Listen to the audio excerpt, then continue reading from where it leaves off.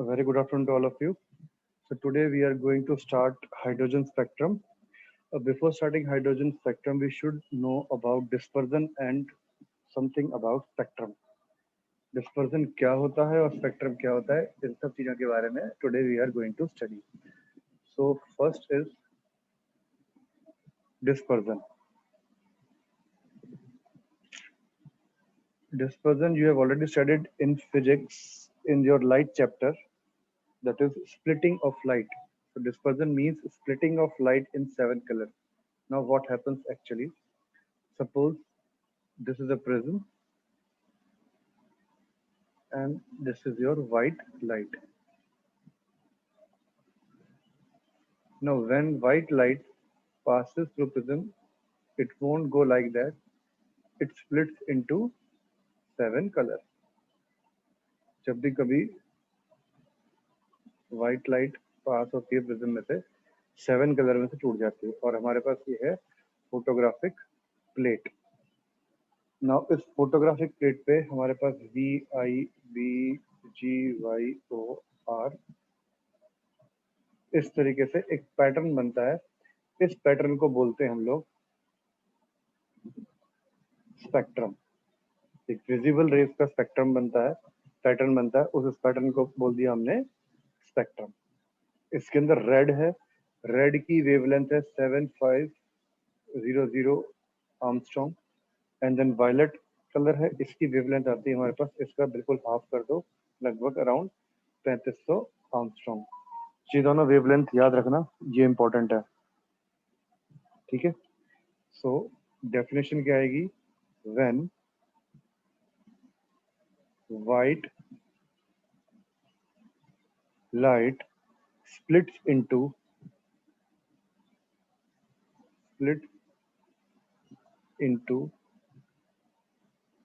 different colors, when white light splits into different colors, when passed through prism, is termed as dispersion. ठीक है, ये बात clear. अब इसके अंदर सबसे मेन इंपॉर्टेंट पॉइंट जो आपको याद रखना है वो याद रखना है theta is directly proportional to energy and inversely proportional to lambda. Theta का मतलब है एंगल ऑफ डेविएशन. अब आप देख सकते हो यहाँ पे, अगर मैं इसको और इसको अगर जूम करूं अच्छे से, ये इसका पाथ था. एक लाइट ऐसे गई है और एक ही लाइट इस तरीके से यहाँ पे गई. ये पूरी फोटोग्राफिक प्लेट से वॉयलेट से लेकर रेड तक आया. ये एंगल थीटा है यहाँ पे, ये angle theta. Violet lowest colour,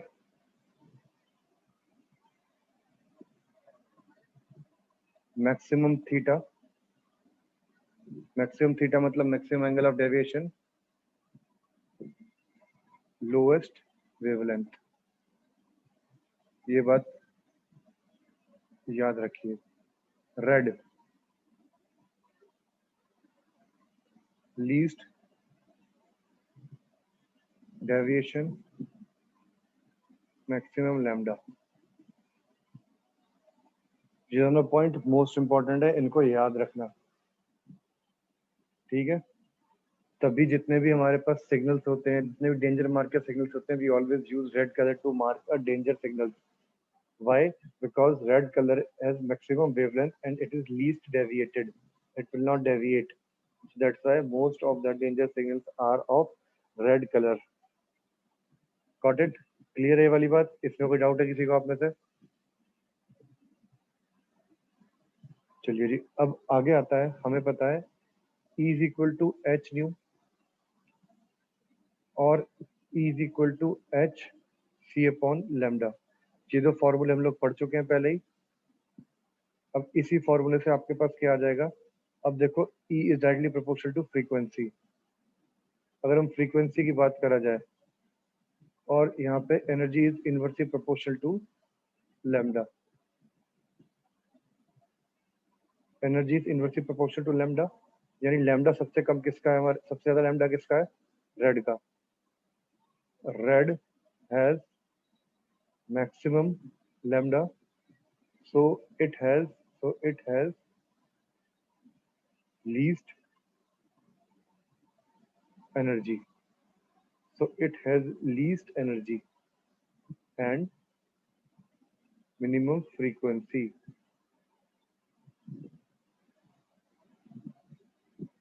पहला पॉइंट खत्म।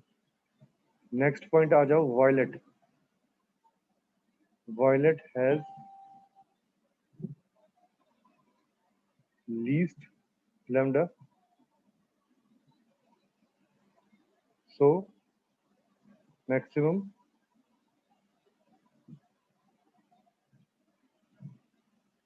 एनर्जी।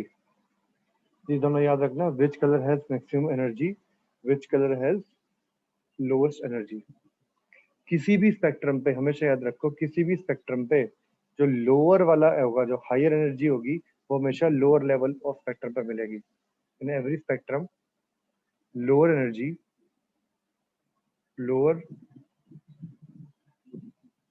energy is at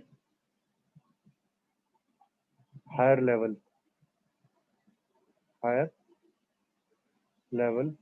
और इसी का उल्टा कर दो, lower level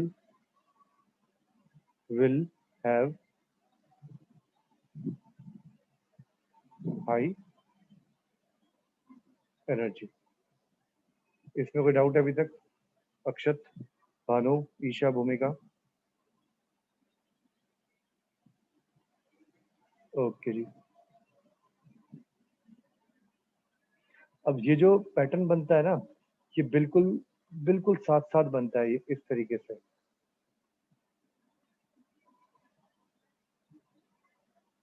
ये जो कलर हैं ये आपस में बिल्कुल मिक्स होते हैं, इनको डिफरेंशिएट करना वेरी वेरी डिफिकल्ट। जब ये कलर आपस में बिल्कुल मिक्स हो जाते हैं और it is very difficult to differentiate them, we call this type of spectrum as a continuous spectrum.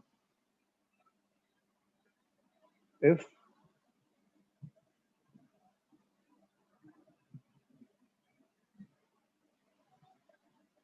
spectrum color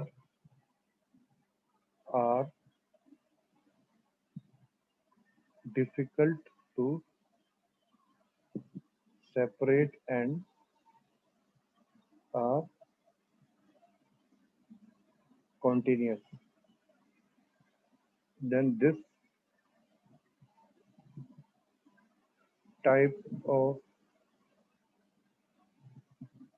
spectrum is known as continuous spectrum। ठीक है, जैसे कि हमें रेनबो के केस में, व्हाइट लाइट के केस में हमें मिलता है। अगर बाई चांस इस स्पेक्ट्रम के बीच में कोई ना कोई गैप आ जाए, जैसे सपोज करो, मान लो ये लाइट गई, एक लाइन यहाँ पे आई, लाइट आई, फिर एक ये आई, एक ये आया, एक ये आया,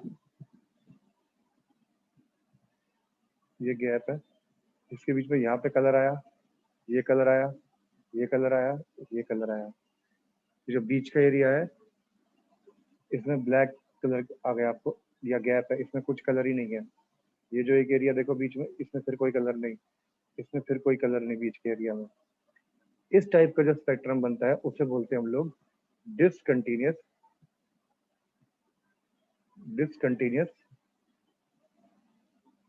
स्पेक्ट्रम, और इसका पॉपुलर नेम होता है line spectrum. Line spectrum definition में लिखोगे, if gaps are available between the colours then it is line spectrum. If gaps are available between the colors then it is known as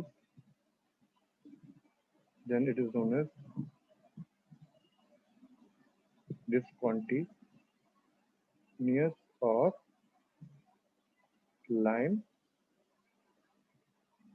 spectrum। Clear हो गई वाली बात? कोई doubt इसके अंदर? किसी को कोई डाउट है तो जल्दी बताओ फटाफट।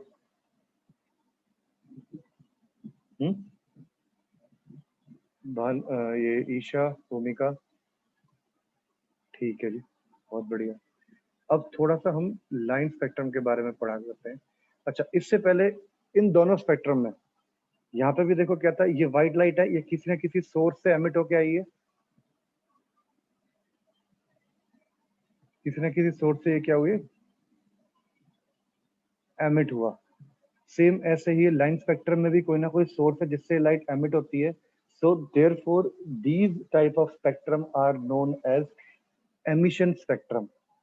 याद रखना, एक वर्ड आया यहाँ पे अब, एमिशन स्पेक्ट्रम।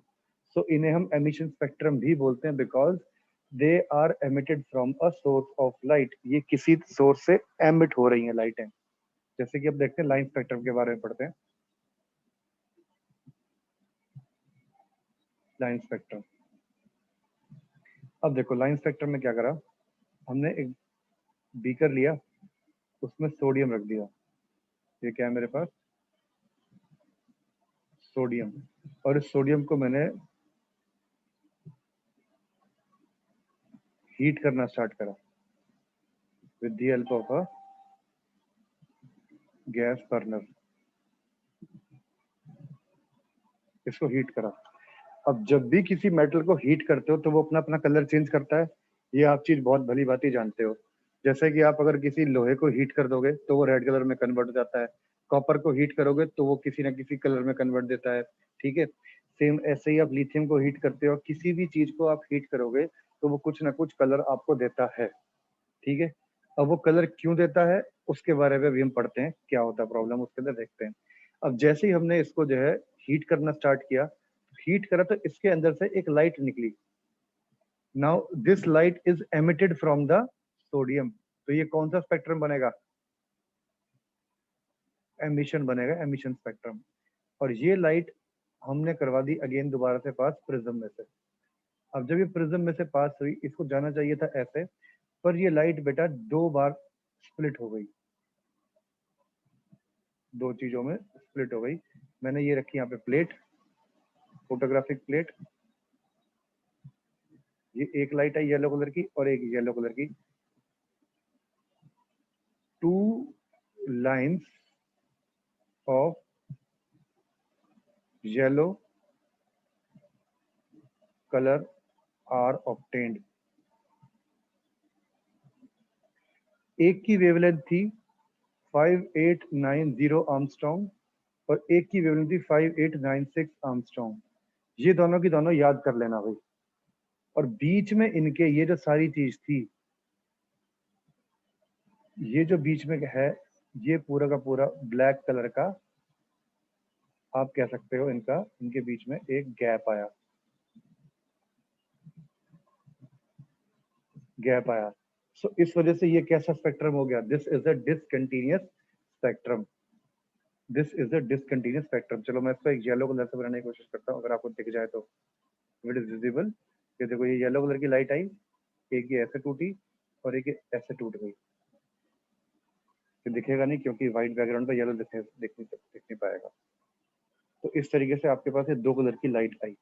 तो yellow colour light is evolve from sodium, and when it is passed through a prism, it splits into two lines of different wavelength. One is of 5896 and other is of 5890। ठीक है, ये इस तरीके से split होता है। अब आपसे पूछेगा कोई, क्वेश्चन क्या आता है, which has high energy, which has high energy, which has low energy. So line which is having 5896 Armstrong wavelength will have lower energy, which have 5890 Armstrong will have higher energy. This will have higher energy. ये दो question आपको याद करने हैं, ठीक है। अब इसमें सबसे इंपॉर्टेंट क्वेश्चन बनता है कॉज। ये जो गड़बड़ हुई, ये जो एमिशन हुआ, ये जो स्प्लिट एमिशन हुआ, इस एमिशन का कॉज क्या था? So cause of spectrum, cause of spectrum, इसको चलो नेक्स्ट पेज पे देखते हैं। तो कॉज ऑफ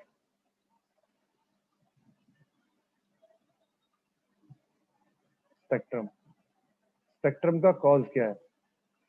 बिल्कुल अगर आसान भाषा में बोला जाए, excitation and de excitation, excitation and de-excitation of electron followed by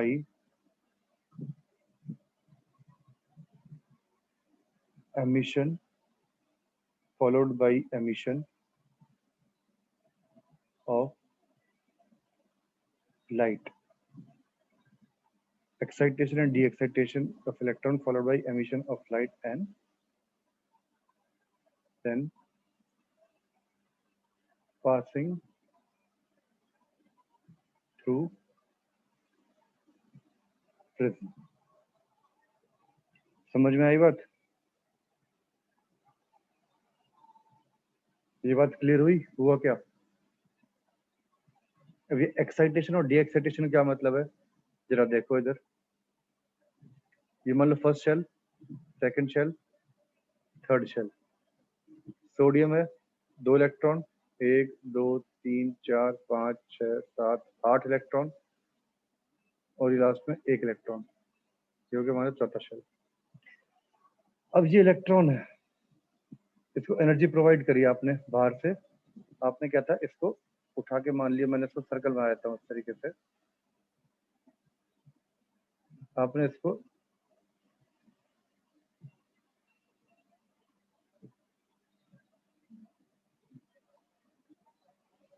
heat provide कर रहे थे। अब हीट प्रोवाइड करा तो ये इलेक्ट्रॉन क्या होगा, एक्साइट हो गया। ये इसकी क्या थी, ग्राउंड स्टेट। जिस स्टेट में वो था, वो यहाँ से उछल के इस स्टेट में चला गया। ये इसकी क्या बन गई, एक्साइटेड स्टेट। अब जब एक्साइटेड स्टेट से वो वापस आएगा, तो वो पहले यहाँ आया, एक लाइट छोड़ी, फिर यहाँ आया, फिर एक और लाइट छोड़ दी। तो इस तरीके से उसने क्या करा, 2 एमिशन करे। जब भी डी एक्साइटेशन हुई, when de-excitation took place, when de-excitation took place, yellow color light is emitted, तभी येलो कलर की लाइट एमिट हुई। तो ये है हमारे पास कॉज ऑफ स्पेक्ट्रम। और उस लाइट को हमने जो है फटाफट जैसे ही प्रिज्म में से पास करा, तो वो स्प्लिट हो गई 2 डायरेक्शन के अंदर।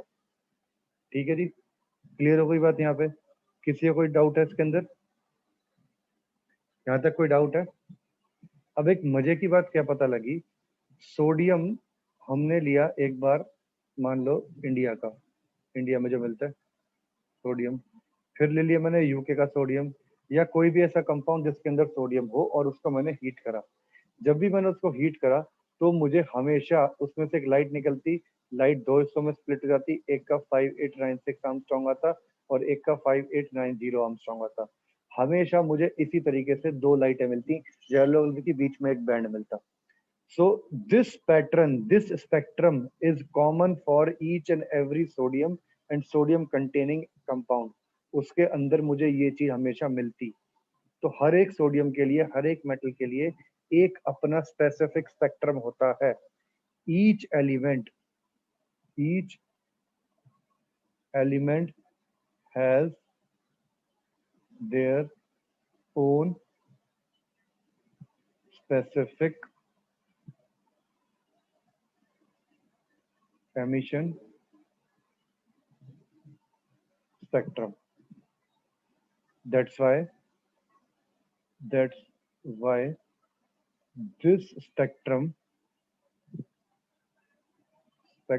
is used to detect elements and known as finger print of element. Every element has its own unique spectrum. That's why this spectrum is known as fingerprint. ये इंपॉर्टेंट क्वेश्चन है, इसको याद रख लेना. फिंगरप्रिंट क्यों बोला जाता है, एग्जाम में आ जाता है. This is important. Why emission spectrum is also known as fingerprint? Because this spectrum is same for sodium, or this spectrum is unique for each and every other element. So therefore, this is known as fingerprint. And with the help of this, we can identify the elements. Different elements. हर एक का अपना अपना एक होता है. ठीक है, clear है ये वाली बात? यहाँ तक किसी को कोई डाउट है? अगर किसी को कोई डाउट है तो बताइए फटाफट. हाँ या ना में जल्दी बोलिए. भानु, अक्षत. ठीक है जी. ईशा, क्लियर है बेटा? Yes sir. चलो जी, अब हम पढ़ते हैं इसके बाद में हाइड्रोजन के साथ स्पेक्ट्रम बनाया गया, उस बेचारे के साथ क्या करा गया. अब आ जाओ हाइड्रोजन स्पेक्ट्रम. अब हाइड्रोजन को, अब हाइड्रोजन तो गैस है. सोडियम के साथ तो मैंने क्या करा, सोडियम को बीकर में लिया, उठा के गर्म कर दिया, काम बन गया था. वाइट, उसमें से येलो लाइट एमिट हो गई. बट हाइड्रोजन के अंदर से क्या मैं ऐसे काम कर सकता हूँ? नहीं. इसके लिए हमने क्या करा, एक डिस्चार्ज ट्यूब ली.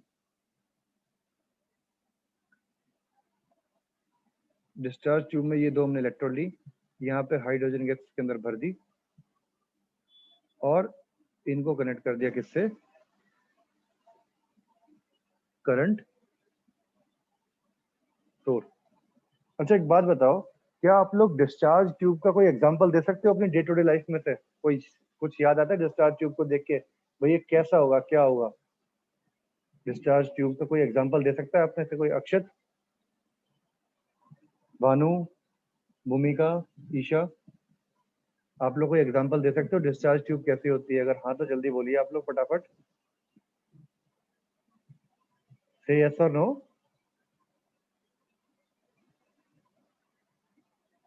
नहीं आइडिया?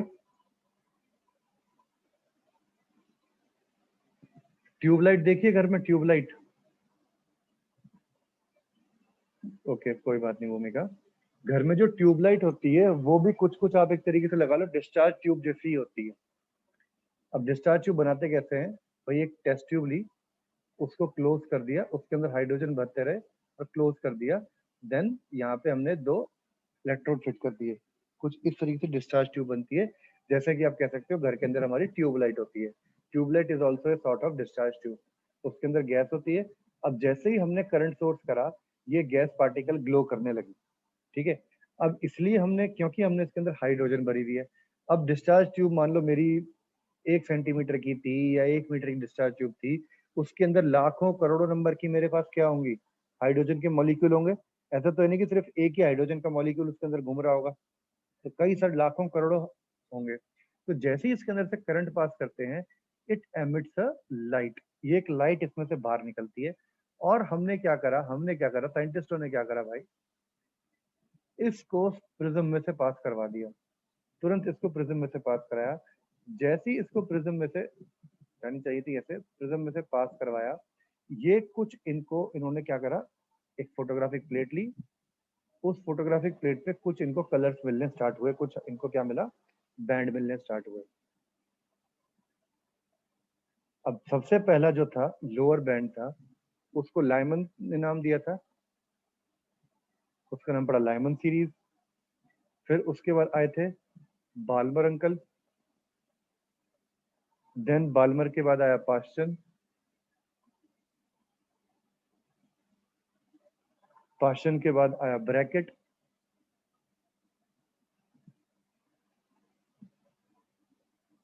अब देखो ये कंटिन्यूस नहीं है, इनके बीच में गैप आता जा रहा है, ध्यान रखना. ब्रैकेट के बाद आया फंड सीरीज. फंड में पी साइलेंट है बेटा, फंड सीरीज. और लास्ट में आए हम फ्री. सारे के सारे फ्री है, हम फ्री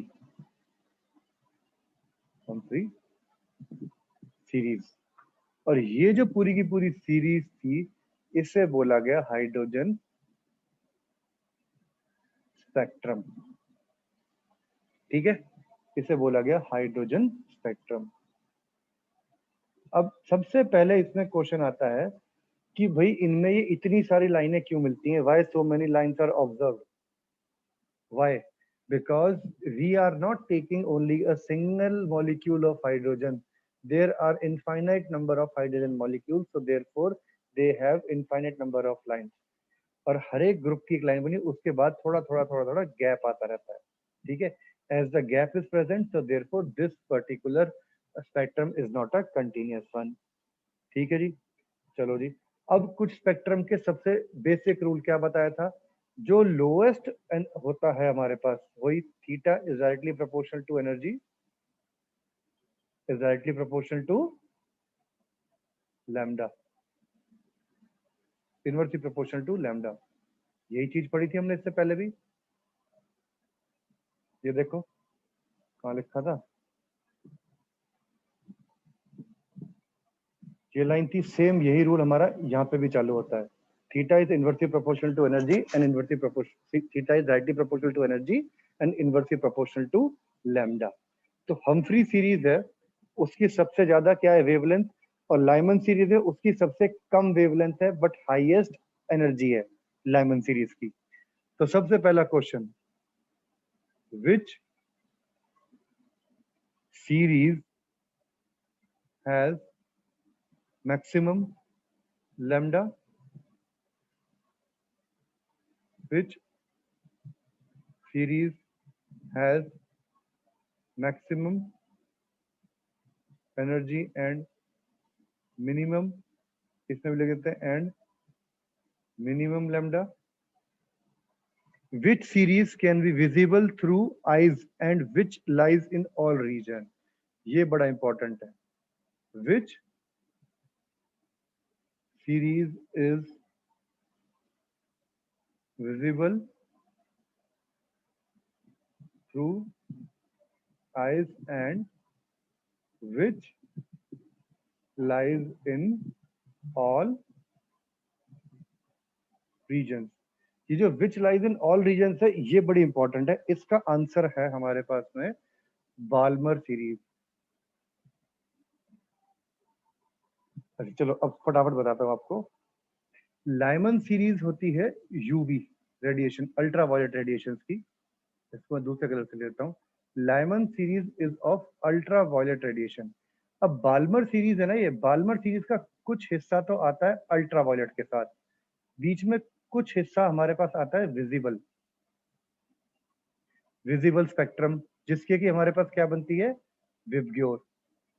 ठीक है, वो जो विबग्योर हमने पढ़ा था ना, VIBGYOR विबग्योर, वो बाल्मर सीरीज का ही अलग से स्प्लिटिंग हो गई।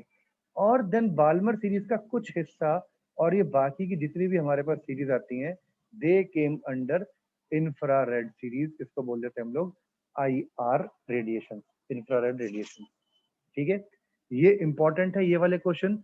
1 मार्क के अंदर आपके स्कूल एग्जाम में पूछ लेते हैं कई बार, विच सीरीज हैज मैक्सिमम वेवलेंथ। अब मैक्सिमम वेवलेंथ का मतलब लीस्ट डेविएशन, तो हम्फ्री आ गए यहाँ पे। ठीक है, हम्फ्री एंड मिनिमम वेवलेंथ हमारे पास लाइमन अंकल आ गया। मैक्सिमम एनर्जी किसकी हो गई? लाइमन अंकल की। मिनिमम एनर्जी हो गई हम्फ्री की। And which series is visible through eyes and which lies in all the region, that is Balmer series. तो बाल्मर सीरीज का कुछ हिस्सा आता है हमारा अल्ट्रावायलेट के अंदर, कुछ हमारे लिए विजिबल है और कुछ रीजन आता है इसका IR के अंदर। ठीक है जी, ये बात याद रहेगी सबको। इसमें कोई डाउट है तो बताइए आप मेरे को। Is there any doubt in this? समझ में आई बात? ठीक है, अब एक क्वेश्चन ये आता है कि भाई एक बात बताओ, इसमें जो इतनी सारी लाइनें हैं ये हमारे पास आई क्यों? ठीक है, मैंने पहले बताया था इतनी सारी लाइनें क्यों आई। अब इसको पेपर में कैसे लिखोगे? इसके अंदर क्वेश्चन आता है, why hydrogen spectrum has so many line.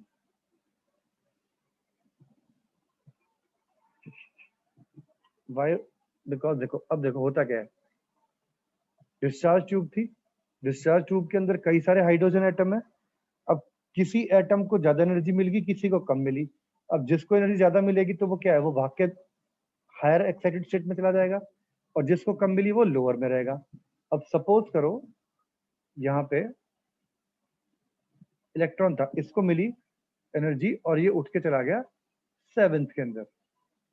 एक और आपके पास इलेक्ट्रॉन था, उसको मिली, ये उठ के चला गया सिक्स्थ में।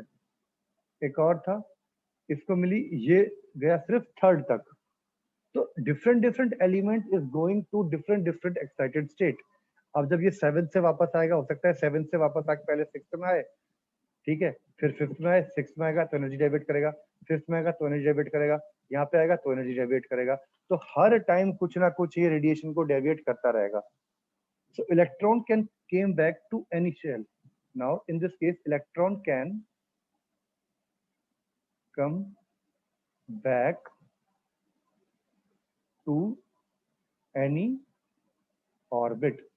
अगर वो अपनी ग्राउंड स्टेट से एक्साइट होके किसी और एक्साइटेड स्टेट में जाता है, सपोज करो वो 1 से 7th में चला गया, तो जरूरी नहीं है कि वो 1 से वापस एनर्जी लॉस होने पे 7th में ही आएगा। वो हो सकता है पहले 6th में आए, पहले 5th में आए, 6 4th में आए, 3rd में आए, 2nd में आए। वो हो सकता है पहले फर्स्ट से सीधा 7th से सीधा 5th में आके फिर 1 में आ जाए, या फिर ऐसे ऐसे करके आता रहे। उसके बारे में कोई कुछ नहीं कह सकता वो कैसे आ रहा है, ठीक है। तो there can be a n number of number lines, बहुत सारी नंबर लाइंस बनती हैं इसी वजह से, because electron can came back to any orbit and hence more number of lines are observed, and hence more number of lines are observed। तो इसी वजह से हमें कई सारी नंबर लाइंस ऑब्जर्व होती हैं, ठीक है। अब एक फटाफट मैं आपको एक सीरीज बना के दिखाता हूँ। देखो होता क्या है, मैंने एक ये बना दिया, ठीक। यहाँ पे सबसे पहले है मेरे पास ये लाइमन सीरीज, ये n इज इक्वल टू 1, इसे बोलते हैं, अभी चलो बताते हैं। फिर 2 3 4 5 6 7। अब एक बात आप लोगों ने ध्यान दिया, ये एनर्जी गैप, मैं जैसे जैसे मैंने n इज इक्वल टू 7 1 2 3 4 5 6 7, जैसे जैसे मैं ऊपर जाता चला गया, मैंने क्या करा, इस गैप को कम करता चला गया। n इज इक्वल टू 8, जैसे जैसे ऊपर जा रहा हूँ ये गैप कम होता जा रहा है। अब देखिए इलेक्ट्रॉन को हीट मिली, वो एक्साइट हो गया, ये इलेक्ट्रॉन था ये एक्साइट हो गया, किसी भी शेल में चला गया, suppose it goes to n number of shell, कोई भी शेल में चला गया, सपोज हमने करा यहाँ पे 8 में चला गया। अब 8 से अगर वो सीधा वापस आता है फर्स्ट में, तो उसे बोलेंगे Lyman series. Now if electron jumps in n is equal to 1 from any series, from any orbit, then this is known as Lyman series। उसे बोलेंगे हम लाइमन सीरीज। सपोज करो 8 से आया, फिर इससे आया, इससे आया, इधर से आया, ये ये ये सारी की सारी क्या बोली जाएगी, लाइमन सीरीज, ठीक है जी। यहां तक कोई डाउट लाइमन सीरीज के बारे में? तो लाइमन सीरीज के अंदर n1 इज इक्वल टू 1 होता है, n1 इज इक्वल टू 1 है, और n2 is equal to 2 to infinity कुछ भी हो सकता है, ये बात आप लोग याद रखिएगा। For Lyman series n1 is equal to 1 and n2 can be equal to 2 से लेकर इंफिनिटी 2 3 सकता हूँ। तो हमने पढ़ा लाइमन सीरीज का मतलब क्या हुआ, कि अगर लाइमन सीरीज में किसी भी ऑर्बिट से n इज इक्वल टू 1 पे अगर इलेक्ट्रॉन आ जाता है तो उसे बोलते हैं हम लोग लाइमन सीरीज। ये बात क्लियर है? अब ऐसे ही अगर ये n इज इक्वल टू 1, ये n is equal to 2, n is equal to 3, n is equal to 4, n is equal to 5, n is equal to 6। अभी जो इलेक्ट्रॉन है ये जब ऊपर से नीचे आ रहा है तो हो सकता है ये पहले 8 से लेकर 6 पे आए, फिर सॉरी 8 से 7 पे, 7 से 1 पे आ जाए। हो सकता है ये 7 से 8 से 7 है, 7 से 6 है, 6 से फिर 1 पे आए। ऐसे कर करके कहीं से भी ये 1 पे आना चाहिए, सिर्फ 1 पे आ जाए, ये कहीं से भी आए, ये कैसे भी करके आए, बस 1 पे आके आखिर आके रुक जाए, तो उसे बोलते हैं हम लोग Lyman series. So Lyman series के अंदर n1 is equal to 1, n2 can be equal to from 2 to infinity. इन बातों को याद रखना। इन बातों में क्या है हमारे पास में, ये बातें हमारी जो ये पॉइंट्स है ना, n1 क्या है, n2 क्या है, ये हम लोग आगे भी न्यूमेरिकल्स करेंगे, उसमें बड़े काम आएंगे। ठीक, अब आ जाओ, अब मैं दूसरे कलर से यूज करता हूं। अब आ जाओ n2। अब मान लो थर्ड शेल से सेकंड में आया, फोर्थ से, फिफ्थ से, सिक्स, सेवन, एट, कहीं से भी आए, अटके जाके कहाँ पे, नंबर 2 n पे। तो n का मतलब क्या है यहाँ पे, बाल्मर सीरीज। बाल्मर सीरीज का मतलब क्या है, नंबर 2 आ जाएगा मेरे पास यहाँ पे, Balmer series. Balmer series means n1 is equal to 2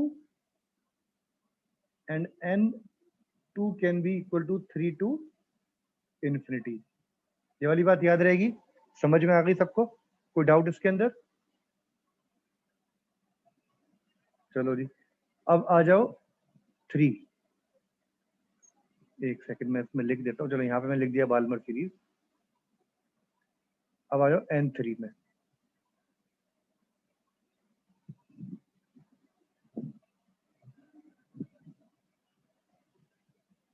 ये मेरे पास क्या आ गया, पाश्चन सीरीज। इसे बोलते हैं हम लोग PASCHEN, पाश्चन सीरीज। सो पाश्चन सीरीज,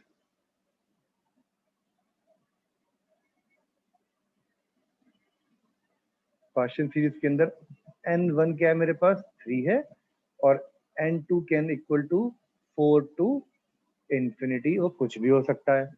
ठीक है, अब पाश्चन के बाद में किसी और कलर्स के साथ लिखने की कोशिश करता हूं मैं।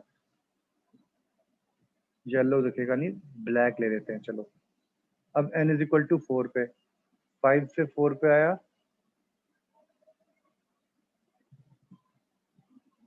n इज इक्वल टू 4, ये आ गया मेरे पास ब्रैकेट सीरीज।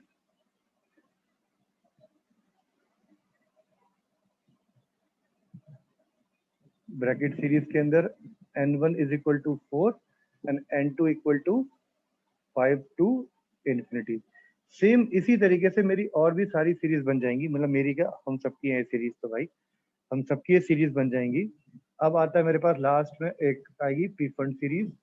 पी फंड के मतलब अंदर क्या होगा, n1 इज इक्वल टू 5 और n2 can be equal to 6 to infinity. Then Humphrey series last one, Humphrey series n1 is equal to 6 and n2 can be equal to 7 to infinity। Clear हो गई बात ये सबको, 7 8 9 10 से लेकर infinity तक। तो ये n1 क्या होगा, n2 क्या होगा, ये हमें याद करनी है। तो 1 2 3 4 5 6, ये 6 सीरीज है हमारे पास। याद करो क्या, अगर n1 में आता है लाइमन, n2 में आता है बाल्वन, n3 में आके रुक जाता है तो पाश्चन, n4 में रुकता है ब्रैकेट, यस n4 में रुकता है तो ब्रैकेट हो गया। देन फिर आपके पास में फंड सीरीज होगी n5 में, देन n6 में आपके पास हो गई हम्फ्री सीरीज। क्लियर हो गई ये बात सबको? इसमें कोई डाउट है किसी को? इसका स्क्रीनशॉट ले लो या इसको नोट कर लो, जैसे आपको मन करे आप इसको देख सकते हैं। मैं इसके आपको भी, आपको ये वाले नोट्स भी भेज दूंगा, ये पुराने पहले नोट्स भेजे हुए मैंने आपको, उसके अंदर भी चीजें दी हुई है। ठीक है, अब इसके अंदर एक चीज आगे देखो, calculation of number of spectral line. Calculation of number of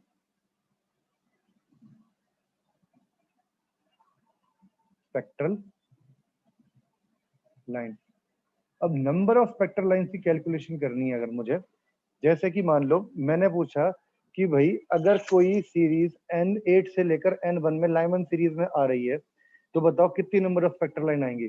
अब N8 से 1 में आ रही है 1 2 3 4 5 6 7, 7 लाइनें तो ये हुई।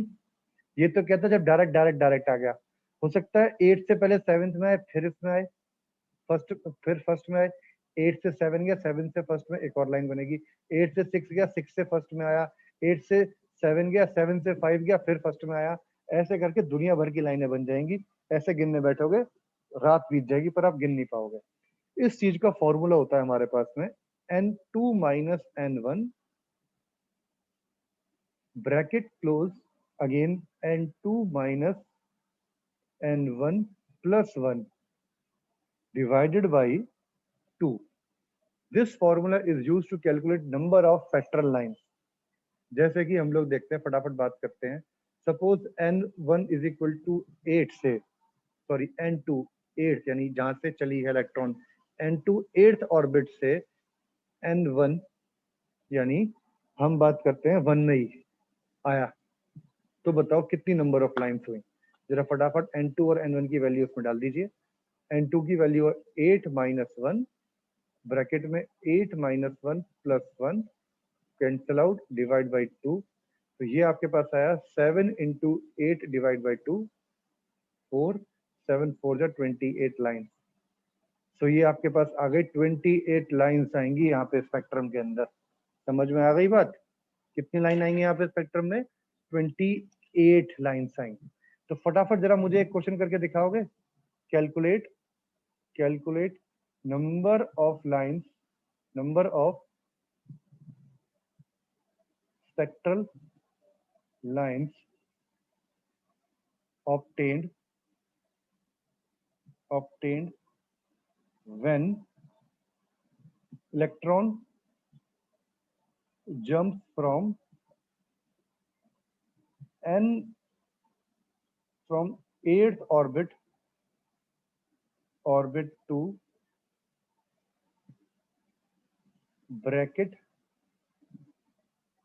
सीरीज।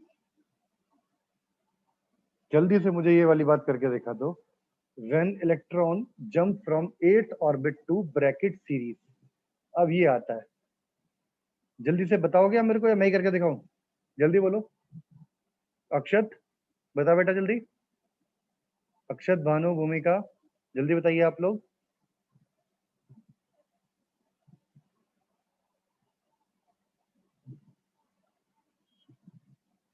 चलो हिंट दे देता हूं मैं आपको।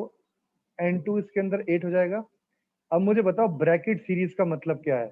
ब्रैकेट सीरीज का मतलब है N1 इज इक्वल टू 4, तो यानी 8th ऑर्बिट से 4th में आनी चाहिए हमारे पास में। फटाफट ऊपर के फॉर्मूले में पुट कर दीजिए। N2 is 8 minus 4 bracket 8 minus 4 plus 1 divide by 2। 8 minus 4 होता है 4, 8 माइनस 4 हो गया 4 प्लस 1 5 डिवाइड बाई 2, कट कटा के आंसर आ गया 10 लाइन। तो यहाँ पे क्या होगा? 10 लाइंस ऑब्जर्व होंगी। Is that clear? कोई डाउट हुआ है इसके अंदर?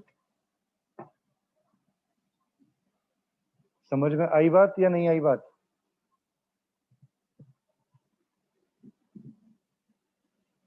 तो जल्दी बोलो हाँ या ना।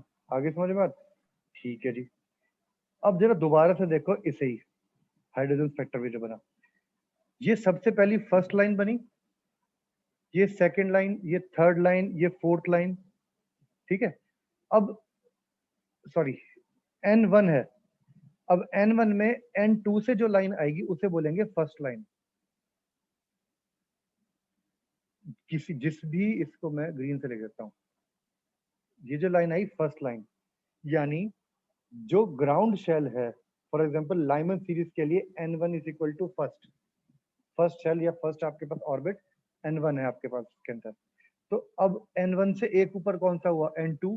अब 2 से लेकर जो 1 में आती है वो उसे बोलेंगे हम लोग फर्स्ट लाइन, तो इसे बोलेंगे फर्स्ट लाइन। उसके बाद वाली second line, third line, fourth line, six, seventh, eighth line. ठीक है, क्लियर हुई बात? सो फर्स्ट लाइन जो होती है वो क्या हो गई, वो सबसे लोएस्ट एनर्जी की होती है, that is of lowest energy. और जो लाइन सबसे ज्यादा एनर्जी की होती है उसे वो आती है इन्फिनिटी से। तो अभी फर्स्ट लाइन तो n इज इक्वल टू 2 से आएगी, और इन्फिनिटी वाली line n is equal to infinity से आएगी।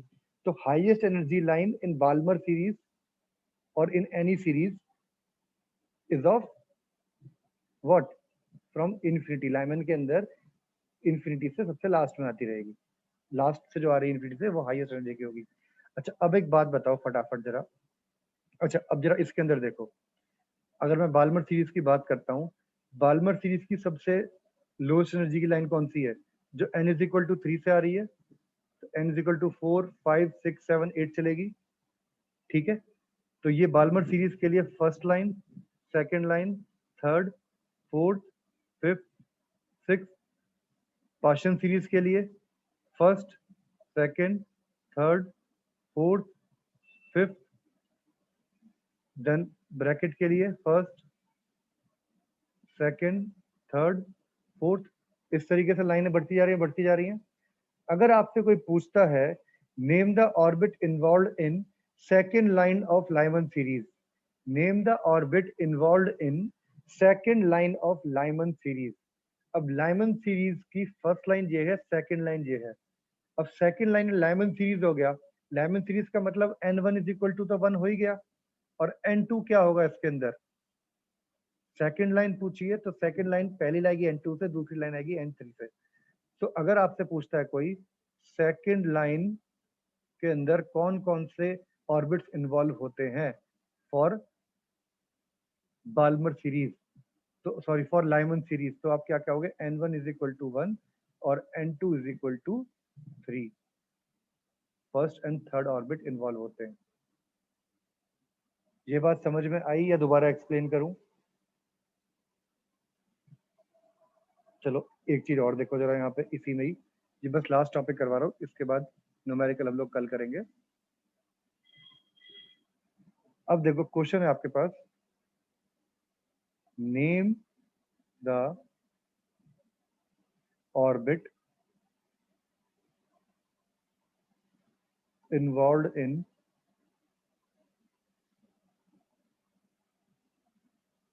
फिजिक्स का 4 बजे का है क्या तुम लोगों का? बस 1 मिनट दे दो, बस ये लास्ट क्वेश्चन करके खत्म कर रहा हूँ मैं, बस 1 मिनट। ये क्वेश्चन दे रहा हूँ, घर से कर लेना बेशक। Name the orbit involve in second line of a Balmer series and b partial series. ये करना बस, ठीक है। चलो फिर आज के लिए इतना ही करते हैं, बाकी कल मिलते हैं फिर। ओके जी, bye bye, tata, take care. इसको अच्छे से याद करना, दोबारा से देखना इसको एक बार, ठीक है। चलो बाय।